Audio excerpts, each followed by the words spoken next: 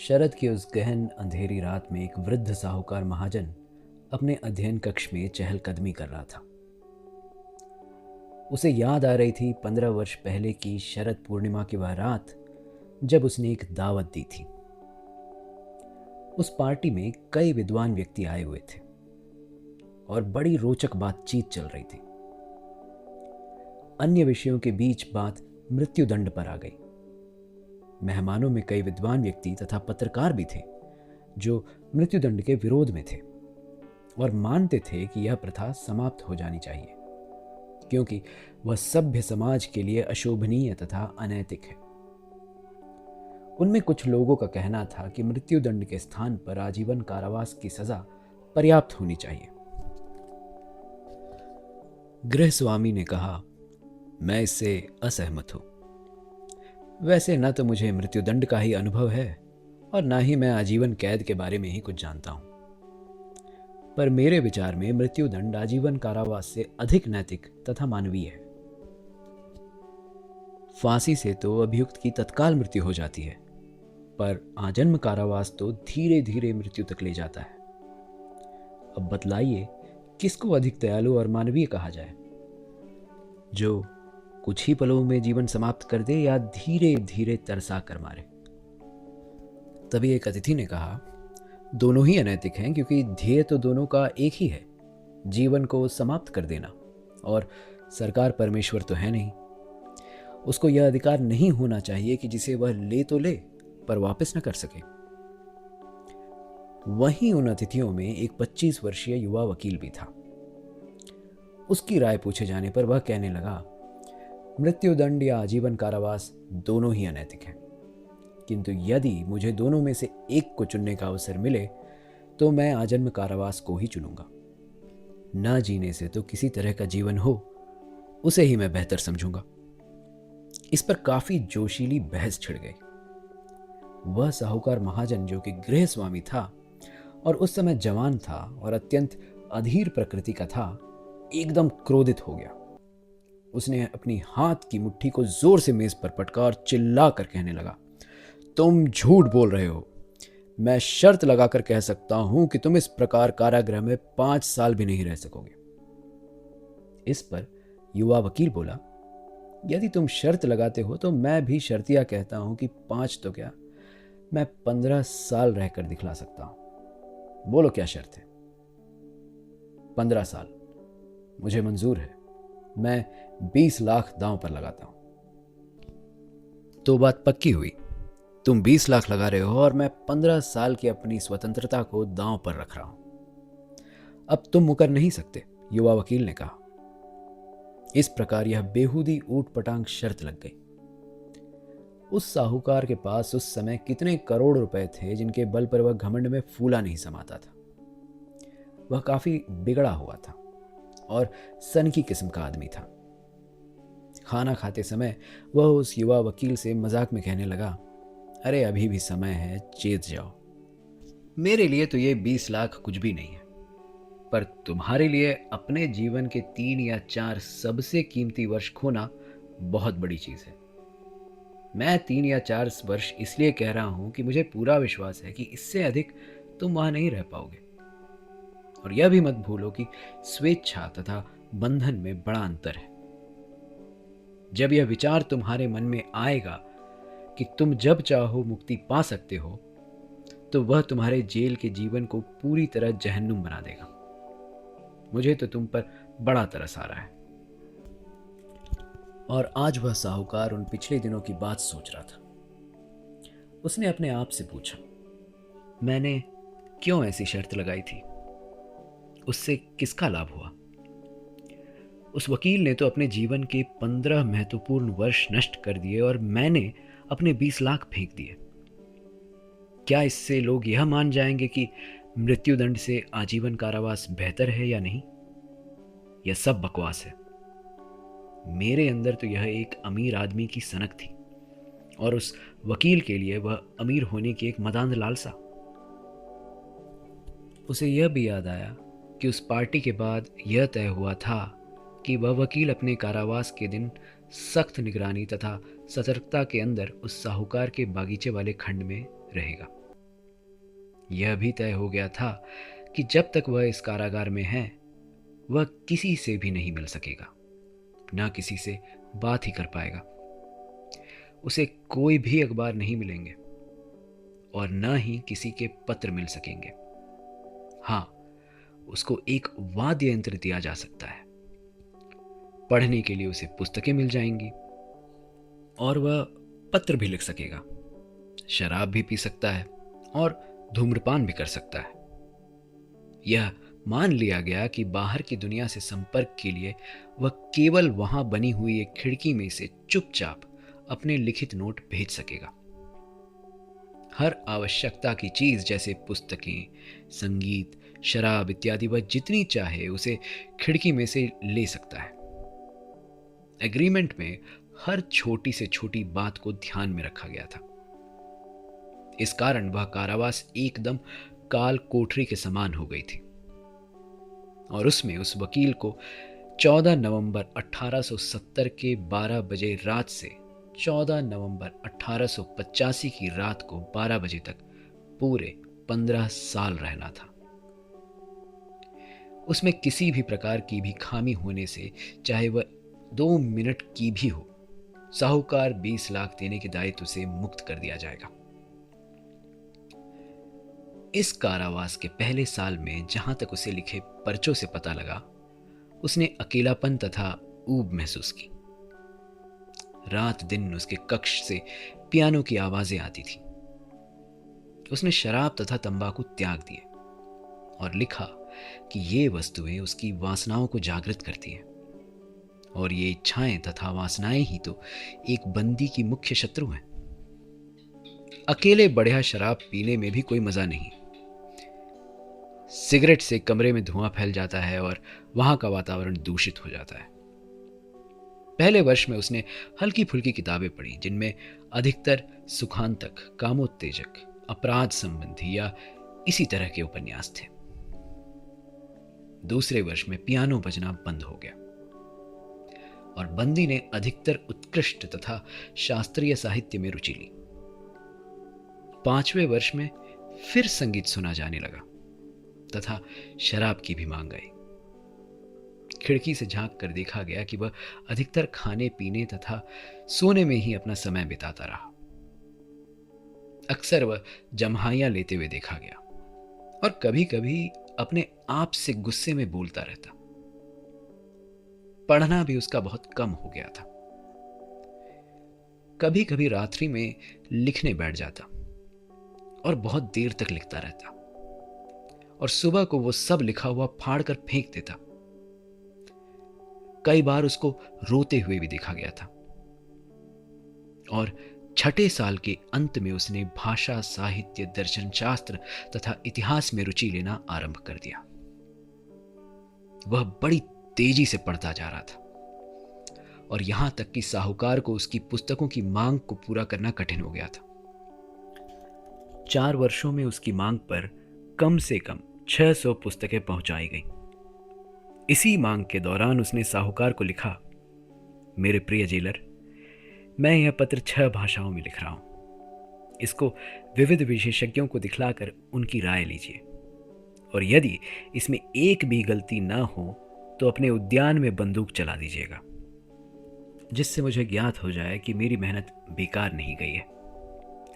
विभिन्न देशों और कालों के प्रतिभाशाली जिज्ञासु अपनी अपनी भावनाओं को विभिन्न भाषाओं में लिख गए हैं, पर उन सब में वही ज्योति जगमगाती है।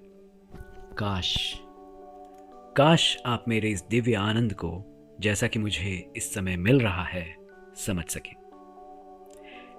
कैदी की इच्छा पूरी की गई और साहूकार के आदेश पर उसके उद्यान में 2 गोलियां दागी गईं।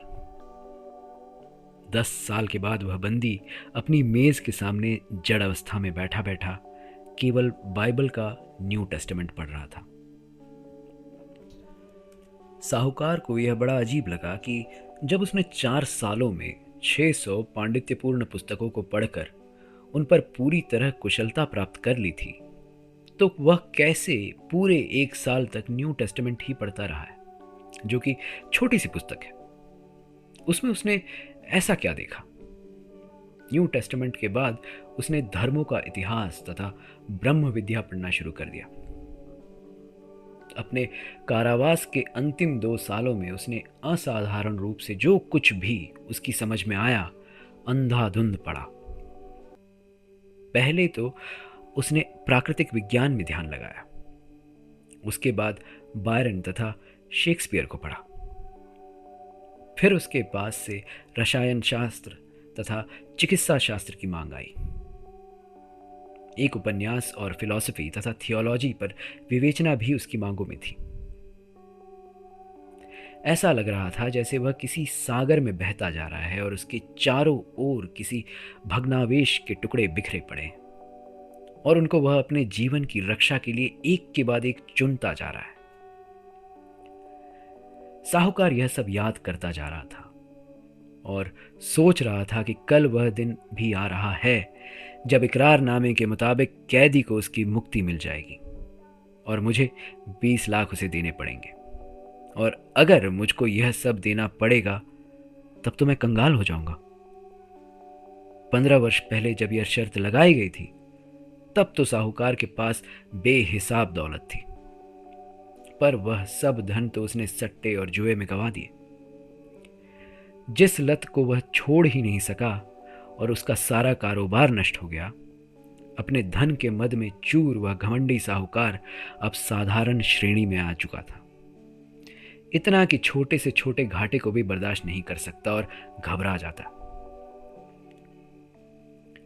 अपने सिर को पकड़कर वह सोचने लगा, मैंने क्या बेवकूफ़ी की थी उस समय, और वह बेवकूफ़ वकील जेल में मरा भी तो नहीं।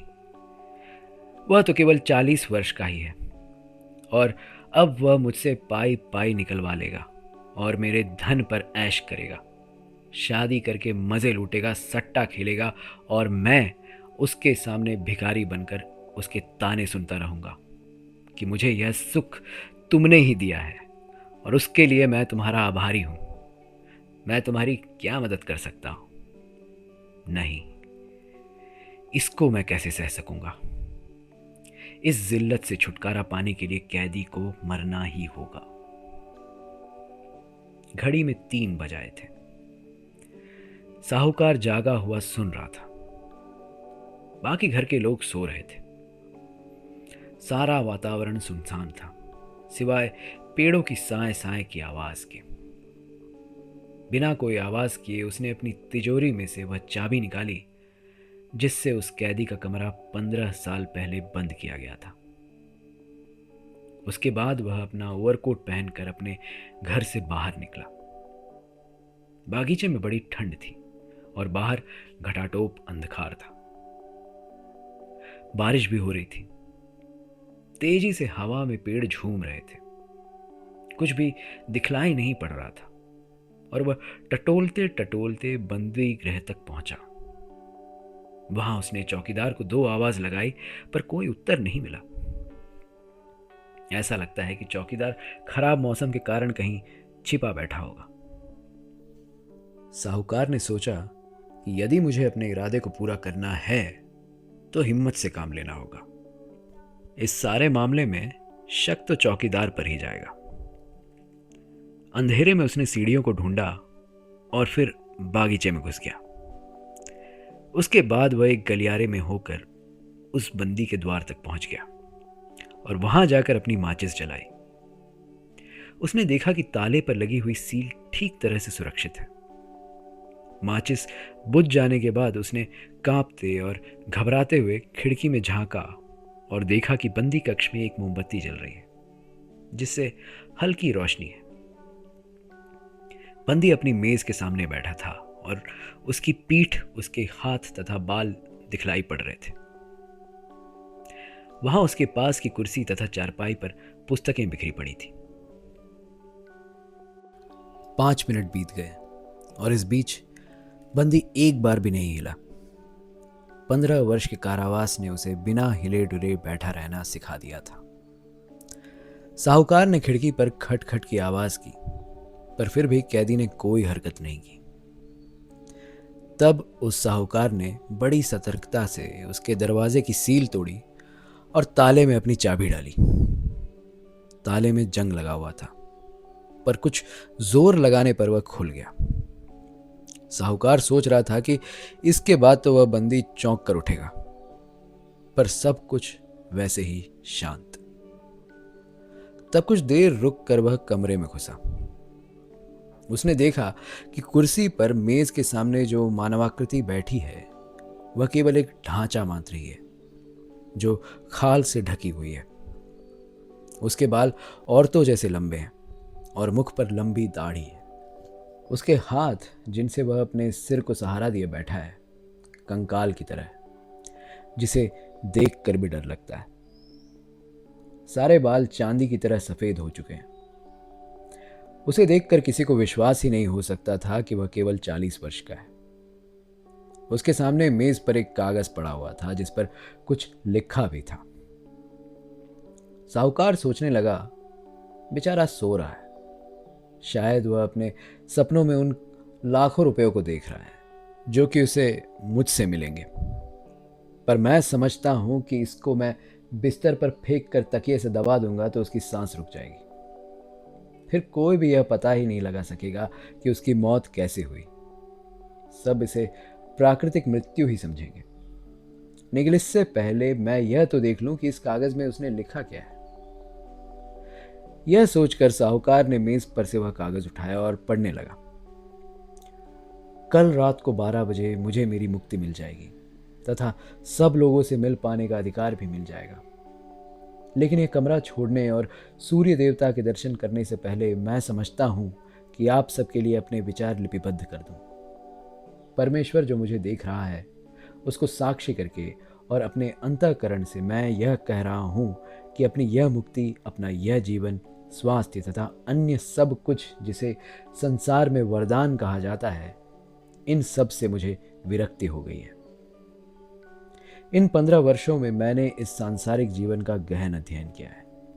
यह तो सत्य है कि न तो मैंने पृथ्वी या उस पर रहने वालों को देखा है, पर उनकी लिखी पुस्तकों से मैंने सुगंधित सुरा का पान किया है, मधुर संगीत का स्वाद लिया है और जंगलों में हिरणों तथा जंगली जानवरों का शिकार किया है। रमणियों से प्यार किया है, और ऐसी रमणियां जो कि अलौकिक बादलों में कवियों की कल्पना में रहती हैं। रात में प्रतिभाशाली व्यक्ति मेरे पास आकर तरह तरह की कहानियां सुनाते थे जिनको सुनकर मैं मदमस्त हो जाता था। वे पुस्तकें मुझे पहाड़ों की ऊंचाइयां तक ले जाते थे और मैं माउंट ब्लैंक तथा माउंट एवरेस्ट तक की सैर करके आता था। वहां के सूर्योदय तथा सूर्यास्त के दर्शन कर लेता था। महासागर तथा पहाड़ों की चोटियों में मैं विचर सकता था। मैं देख पाता था कि किस प्रकार आकाश में बिजली चमककर बादलों को फाड़ देती है। मैंने हरे भरे जंगल तथा खेतों को, नदियों, झीलों तथा शहरों को देखा। जल परियों को गाते हुए सुना। एक सुंदर दानव को अपने पास आते हुए देखा। यह पुस्तकें मुझे अथाह अगाध सीमा तक ले जाती और अनेक चमत्कार दिखलाती। शहर जलते और भस्म होते देखे। नए नए धर्मों के प्रचारकों को सुना और कितने देशों पर विजय प्राप्त की। इन पुस्तकों से मुझे बहुत ज्ञान मिला।